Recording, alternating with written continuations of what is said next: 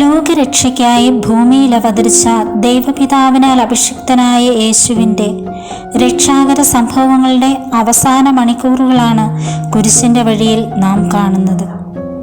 ഈ കുരിശിൻ്റെ വഴിയിൽ അനേകം വ്യക്തിത്വങ്ങളെ നമുക്ക് കാണാം.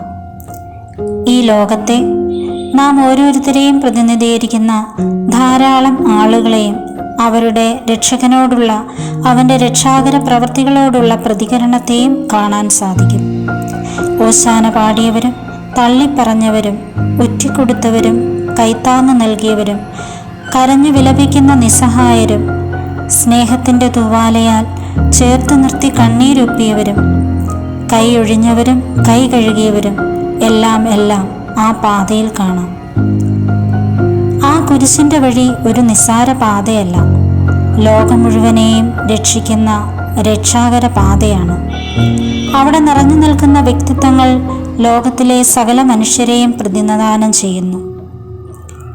പത്രോസും യൂദാസും പീലാത്തോസും ശിമയോനും വേറോനിക്കായും ഇന്ന് നമ്മിൽ പുനർജനിക്കുന്നുണ്ട്.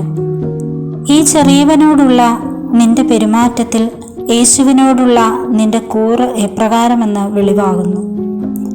ഈശോ പറയുന്നു, ഈ ചെറിയവനോട് നിങ്ങൾ ഇത് ചെയ്തപ്പോൾ എനിക്ക് തന്നെയാണ് ചെയ്തത്. ഇനിയുള്ള ദിവസങ്ങളിൽ കുരിശിൻ്റെ വഴിയിലെ ഓരോ വ്യക്തിത്വങ്ങളെക്കുറിച്ച് ചിന്തിക്കുമ്പോൾ ഓരോരുത്തരുടെയും നിലപാടുകളും കാഴ്ചപ്പാടുകളും ചിന്താവിഷയമാക്കാം.